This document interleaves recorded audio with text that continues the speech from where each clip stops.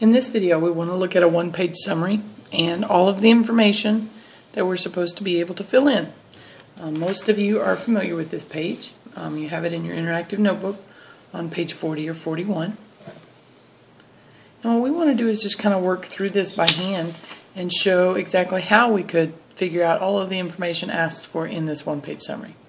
So first we're going to start with a couple of points. Let's just do -4, -5, 8, 4. Those should give us 2 points to start with. Now, when I have 2 points, one of the things I could do is go graph them. From that I should be able to count and find my slope, which would help me fill in this box. Another way to find the slope would be to use the formula, or to use your calculator. First what we're going to do is we're going to use our formula, and then we're going to check it on our graph. So our formula for finding slope, m equals, remember m is another name for slope, y2 minus y1 over x2 minus x1. Remember, these are what we would label our points. Our first point would have an x coordinate and a y coordinate, so that's x1, y1. And our second point would also have an x and y coordinate, so that's going to be our x2, y2. So when we label these, I'm going to go ahead and draw my division sign, maybe. Put in my minus signs because they're part of the formula, and then I'm going to input the numbers. y2 was 4, y1 is -5, x2 is 8, and x1 is -4. Now it's my job to just simplify that. So I'm going to put equals 4 minus -5. Remember, if you have minus and negative, same as plus a positive, or you're doing your leave change opposite. So you have 4 plus 5, which is 9, over 8 minus -4, plus a positive, or leave change opposite. So we have 8 plus 4, which is 12. I notice that both of those reduce by 3, so if I reduce 9 by 3, 9 divided by 3 is 3. 12 divided by 3 is 4. So it looks like my slope is 3/4. So from that, I can gather that we're going up 3 and to the right 4. And I'll check that with those 2 points. I'm also indicating a positive slope, so I should be increasing from left to right. So let's go down and graph those 2 points. -4, -5. So here's my xy axis. Go to -4, 1, 2, 3, 4. -5, 1, 2, 3, 4, 5. Put a point.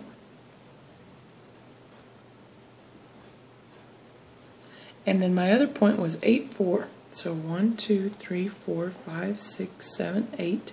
1, 2, 3, 4.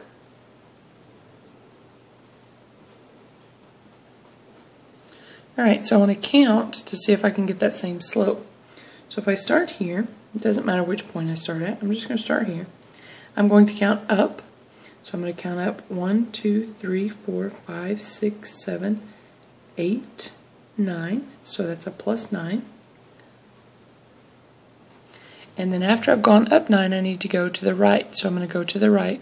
1, 2, 3, 4, 5, 6, 7, 8, 9, 10, 11, 12, which is a positive 12.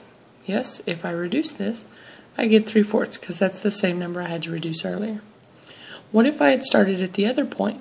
Well, if I'd started at the other point, I would have counted down to get to my second point.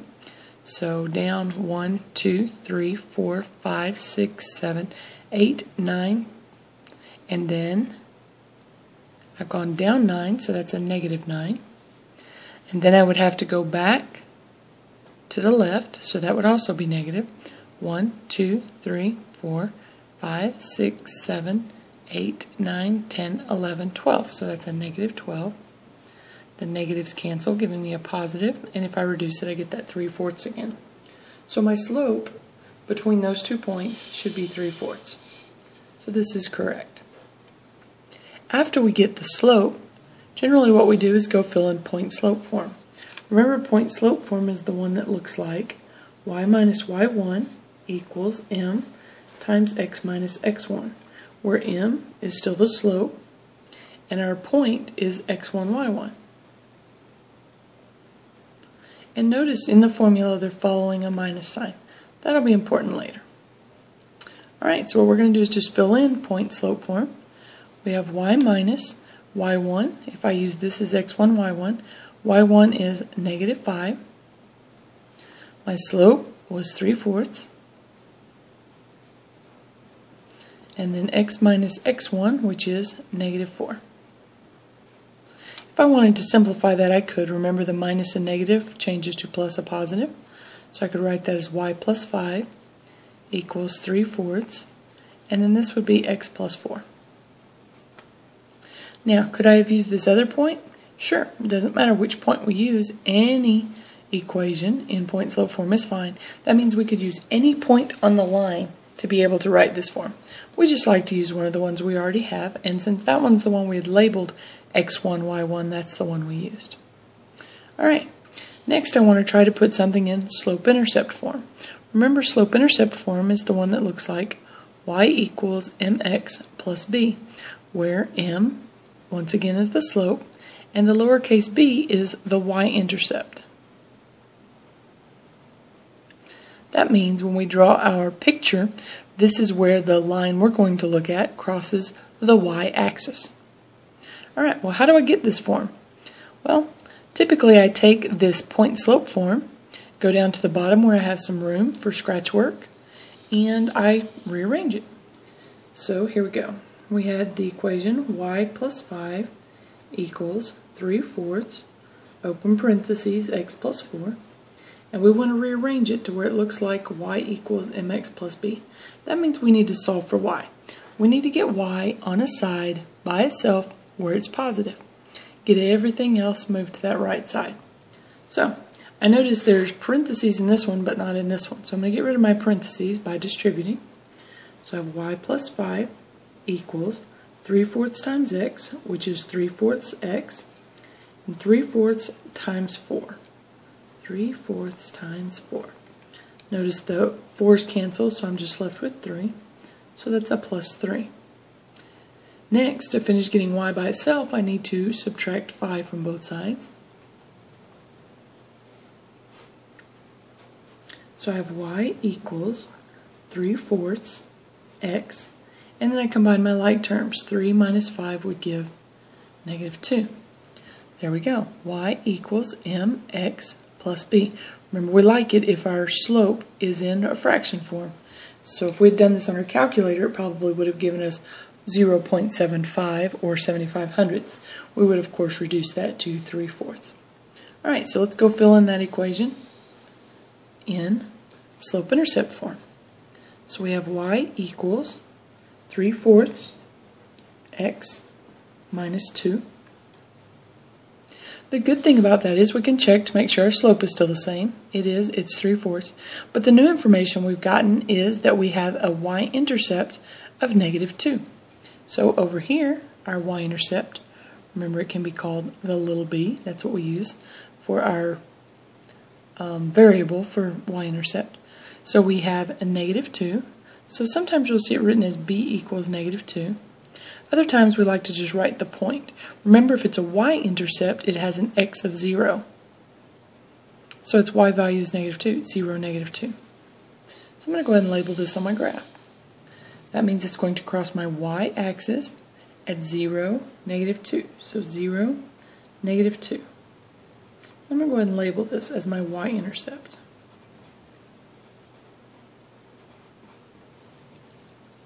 Because I know that's where the line that I'm looking at crosses the y-axis. Alright, other information I can fill in. Slope-intercept form is just like function notation, except for one little difference. Instead of having y equals mx plus b, I have f of x equals mx plus b. So if I know this part, I can write this equation. So I'm going to have f of x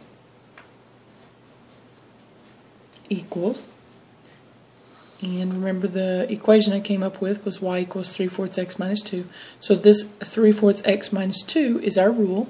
So we would write it. And it looks the same as this one. The only difference is y or f of x. Remember, for function notation, we want to write it as whatever our function is, and then what we're throwing in. The things that we're going to throw in are going to be in place of x.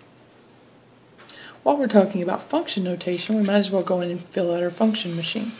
So we'll go over to our function machine.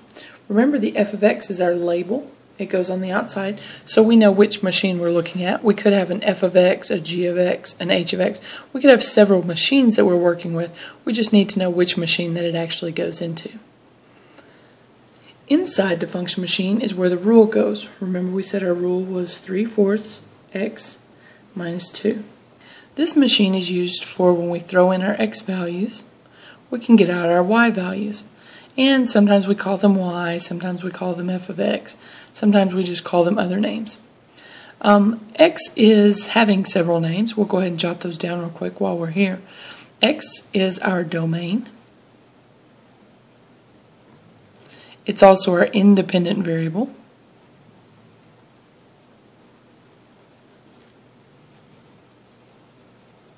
Sometimes we call it our input because it's what's going into the machine. Same for y, it has several names. One of those is range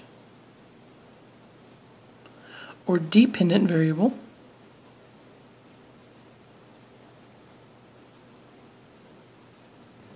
And of course, the counter to domain would be the range. The counter to independent variable would be dependent variable. And instead of input, we're going to use output. Those are just some other names you might make sure that you know. All right, after we have that filled in, we're going to go back over here to look at what we've got. It looks like we need to fill in standard form. Remember, standard form is the equation that has the x and the y on the same side. It's in the form ax plus by equals c. Notice we use capitals here because we're talking about our standard form. This b is not the same as the little b that we looked at before because it was a lowercase b. Lowercase b is the y-intercept. Alright, so the a, b, and c by themselves tell us nothing, but there are some things that have to be set up correctly for this to be in standard form. So on this one, the a, the b, and the c all have to be integers.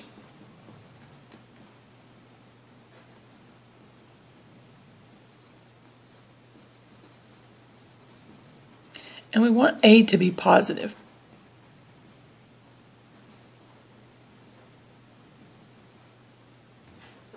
So what we're going to do is we're going to take one of these forms, doesn't matter which one, we're going to rearrange it to put it in this form. I'm going to take slope-intercept form since it's what we were working with last. Remember, for standard form, we need to have our x and our y on the same side. So I'm going to move this x over to the left side. I'm going to subtract 3/4 x from both sides of my equation. Over here, these were like terms and canceled, leaving us an equal -2. Over here, we have a -3/4 x plus y. Now, this is kind of in the right form. We have an ax plus b, which is a 1, y equals c, which is our -2. But remember, we said a, b, and c all have to be integers. C is an integer, b is an integer, but a is not. It's not a positive or negative whole number. So we need to change that. What we would do is we would look and see what a common denominator for all these would be. So this number is a 1, and we're thinking 1 over 1. This is a -2, so -2 over 1. So our denominators are 4, 1, and 1. If I was going to find a common denominator for something that to be able to combine these, I would have to use the number 4 because it's the smallest number that all of these would go into. So I'm going to multiply by a 4. While I'm doing that, I'm also going to multiply by a negative. I said that the a term needs to be positive, and currently it's negative. So if I multiply by a negative, negative times negative will make a positive. So now I'm going to multiply -4 times -3 over 4. The negatives cancel and the 4's cancel, so we're left with a 3. That's going to be a 3x. We have -4 times 1, which is -4. So we're going to have -4y. and then negative 4 times negative 2 would be positive 8. So we have ax plus by equals c. And you see a minus sign instead of a plus just because this is a negative number. Remember, a book publishing company doesn't want to pay for that to be a plus and then a negative because it's an extra character that they'd have to pay for. So they just simplify it, negative and positive. Those combine to be that negative sign. So we write it as a minus sign. So let's go up here and fill in our standard form. We have 3x minus 4y equals 8. Now remember I told you that a, b, and c by themselves don't tell us anything, but we can use combinations of those to help us find other information. So I'm going to go ahead and jot down what my a, b, and c are. A is 3, b is negative 4, and c is 8.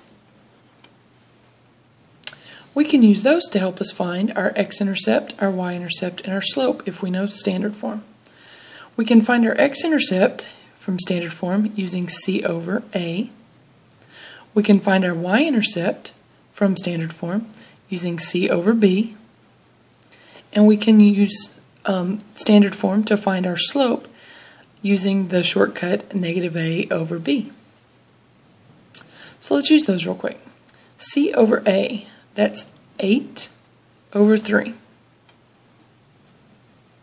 And some of you probably don't like to leave this as an improper fraction because it's hard for you to see where on the graph that it would go. So we could divide it out. 8 divided by 3. 3 will go into 8 2 times, that being 6 with 2 left over, so that's 2 2/3. Remember, if it's an x-intercept, it needs to have a y value of 0. So we could write this as 8/3, comma 0, or as 2 2/3, comma 0. So that means on our x-axis, it will cross at 2 2/3. So let's look on our x-axis. We'll go to 2, 1, 2, and 2/3 would be probably about right there. We'll just label that as our x-intercept. Notice they're all in a line, so that's good. Our information seems to be working quite well together. Let's check and make sure that we still have the same y-intercept. Using the shortcut c over b, we have 8 over negative 4. So if we reduce that, we have negative 2 over 1. Remember, the negative can be written in front of the fraction as negative 2 over 1 with the top number, or with the numerator, or with the bottom number. Those are all the same. All of these reduce to negative 2. So that's good. We can check and confirm that our y-intercept should be negative 2. And we should also check our slope. So here, negative a over b, we would have negative, and our a was 3. So we have negative 3. And our b is negative 4. So we have negative 3 over negative 4. Remember, negative divided by negative is a positive. So that does give us 3/4. Is that what we had? It was. So we have confirmed that that should be our slope based on the points we have in our standard form. Alright, the only thing left to fill in on this left side is the slope that's parallel to this line and a slope that's perpendicular to this line. Remember, if a slope is parallel, it has the same slope as above. And when I say the same, I mean the exact same thing. So let's look above to see what our slope was. Remember, it was 3/4. So that means a parallel slope should be 3/4. Remember, we use this little symbol that looks like a pair of L's. That's our parallel symbol. So a parallel slope would be 3/4. This indicates that it's also going up 3 and to the right 4. Just like our other line was. And we'll use that for some other stuff later on. We just need to know how to find it right now. It also asks what would be a slope perpendicular to the line. So a perpendicular slope, remember that. For that we use an upside down T looking thing. Supposed to indicate right angles. So a perpendicular slope. This one should be the opposite reciprocal of what we have.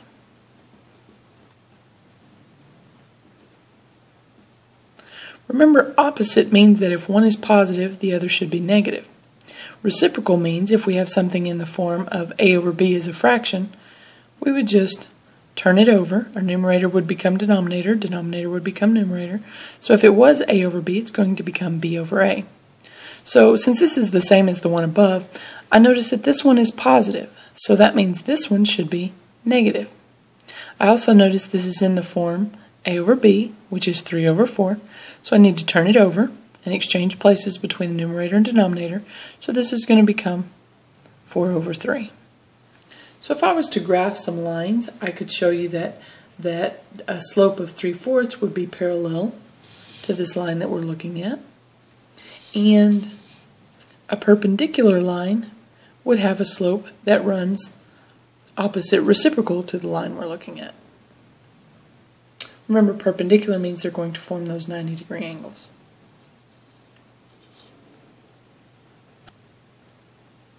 Alright, now let's tackle the right side of our paper. Notice we've already got some points on here. Some of them are kind of exact, some of them are not so much. What we need to do is find one of those points that is, and we know that these were our original 2 points. So we're going to use our slope to find some more points. Remember, our slope was 3/4, which meant we were going up 3 and to the right 4.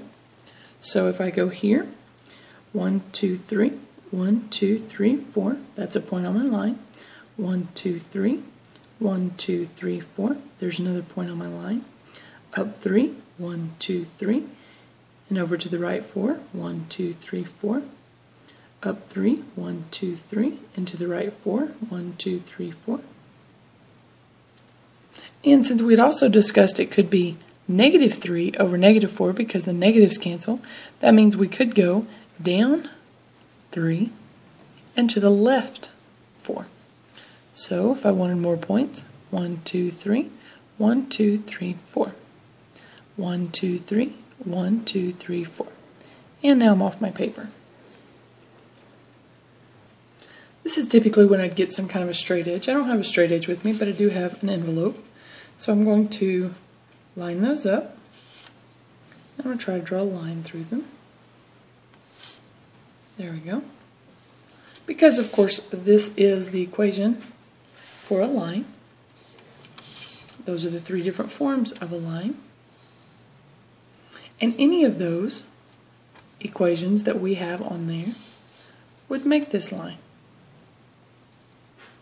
Alright, after we have some points, I'm going to go and label what some of those points are. So I'm going to label these 2 back here. Starting here at the origin, 1, 2, 3, 4, 5, 6, 7, 8, 9, 10, 11, 12. So this is at -12. And then we would count down 1, 2, 3, 4, 5, 6, 7, 8, 9, 10, 11. So -12, -11. This next point is at -1, 2, 3, 4, 5, 6, 7, 8. And then we would count down 1, 2, 3, 4, 5, 6, 7, 8. So it's at -8, -8.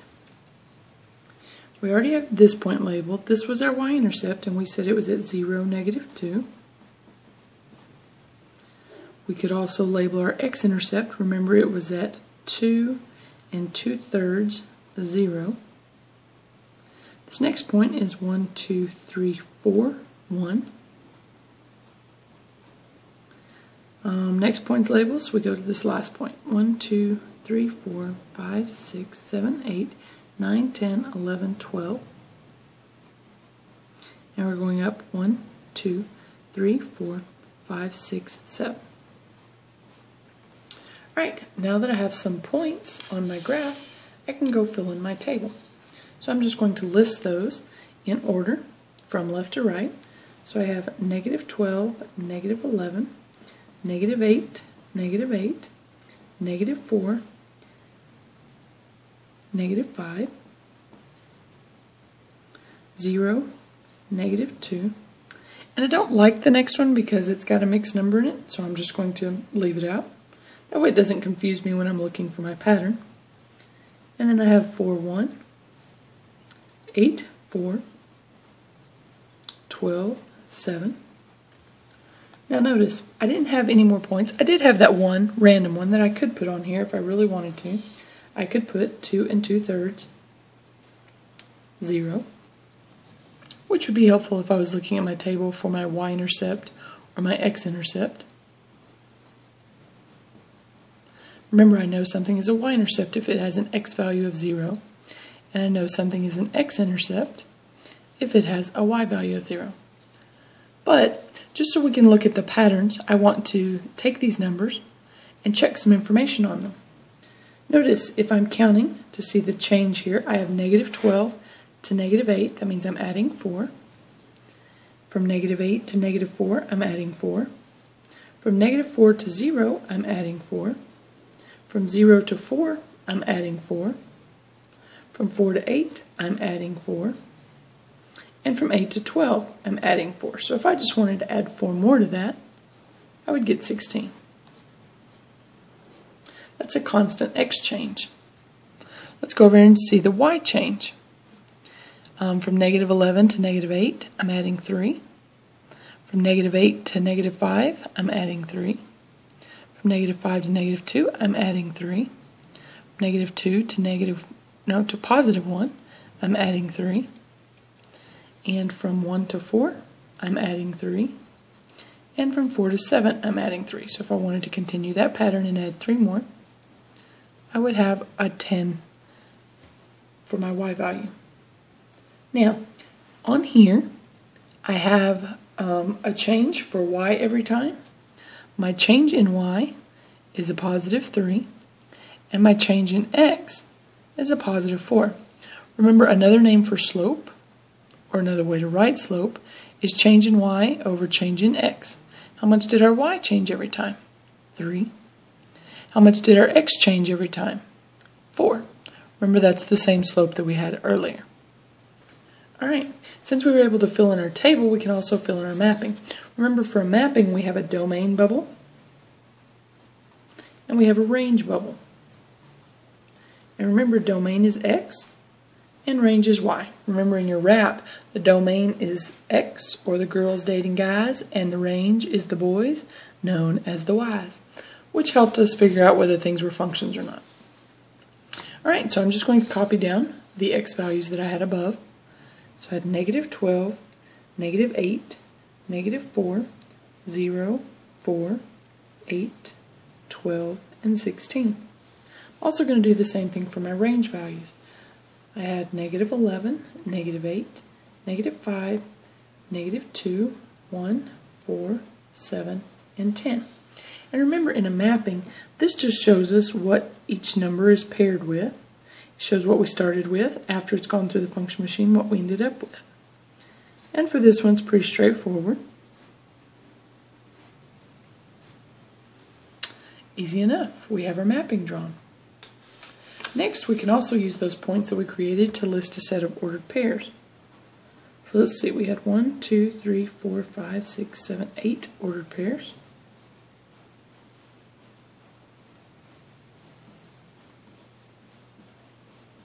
So we'll just list out those 8 points.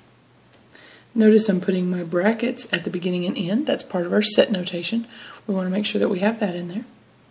So we have negative 12, negative 11, negative 8, negative 8, negative 4, negative 5, 0, negative 2, 4, 1, 8, 4, 12, 7, and 16, 10. Alright, the only thing we have left to fill in now is our domain and range. Remember, we already did our domain and range when we did our mapping, also when we had our points. So we just need to list some elements in the domain and range. So we're going to put set notation, and I'm going to put a little ellipsis because it does mean that this pattern continues on. And the ones that we had were negative 12, negative 8, negative 4, 0, 4, 8, 12, 16. Once again, we get our dot, dot, dot to show that it continues, and we close our brackets. Remember, for domain, we used all of our x values. For range, we're going to use our y values. So we go back and pick those points up. We know the pattern's going to continue. We look back, start here with negative 11, and just copy those numbers down. So we have negative 11, negative 8, negative 5, negative 2, 1, 4, 7, and 10. And there's no way we could possibly list out all of our domain and range values, especially for a line, because our domain is going to go from negative infinity to positive infinity. That didn't come out very well, did it? So from negative infinity, and we're going to go to positive infinity, and we're going to include all the x values in between that. Remember, another way that we write that is to use all real number symbol. Same thing's going to happen for the range. It's going to keep going down forever and up forever. So it's going from negative infinity to positive infinity, and we're going to have all the y values in between that. Or once again, our entire range would be all real numbers. Alright, we now have a completed one-page summary. I hope you guys remember how to complete this on your own. We will be doing some more as review. Make sure you get this one put in on page 40 in your interactive notebook.